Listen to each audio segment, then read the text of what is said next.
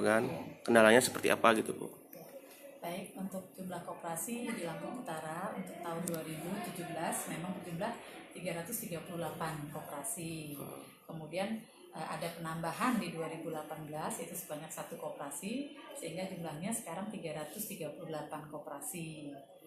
Tetapi yang aktif itu hanya 141 koperasi di 2017, dan yang kurang aktif ada 70 koperasi, sementara yang tidak aktif ada 127 koperasi di tahun 2017. Kemudian di tahun 2018 yang aktif 142 koperasi, yang kurang aktif 70 koperasi, dan yang tidak aktif 127 koperasi. Kemudian di tahun 2017 sesuai dengan program dari pusat itu agar dilakukan pendataan ulang terhadap keaktifan koperasi, sehingga sudah diusulkan untuk dilakukan pembubaran koperasi sejumlah 74 koperasi.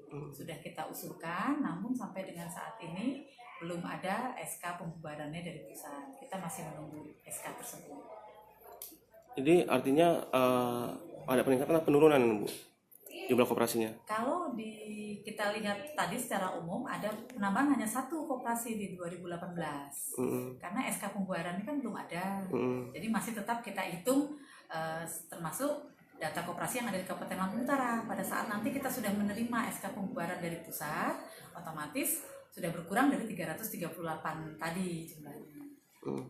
Penghambat apa sih Bu yang sehingga jadinya di koperasi Lampung Utara sendiri Bu?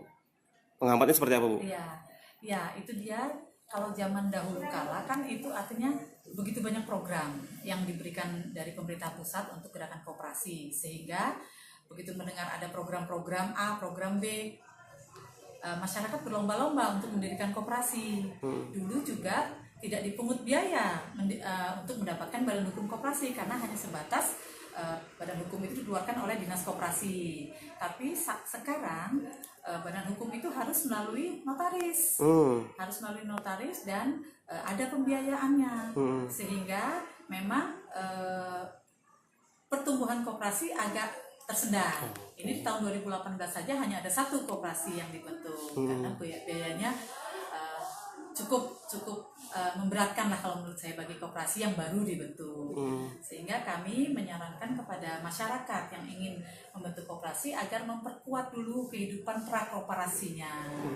Setelah mereka kuat kegiatan usahanya, apakah itu simpan pinjamnya, misalnya punya toko, punya warung, atau apa kegiatan apapun, sebaiknya diperkuat dulu. Setelah modalnya memungkinkan untuk mendapatkan badan hukum, baru diajukan badan hukumnya. Itu saran dari kami.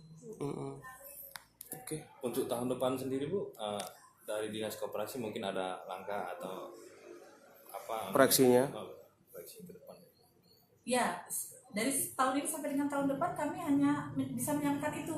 Mudah-mudahan nanti misalnya ada program dari pusat, yaitu semacam subsidi untuk mendapatkan badan hukum tersebut. Misalnya ada subsidi itu, nanti kita coba usulkan ke pusat, dan mudah-mudahan kita juga bisa mengalokasikan. Sedang kami pelajari apakah APBD juga bisa mengalokasikan pemberian subsidi untuk mendapatkan badan hukum.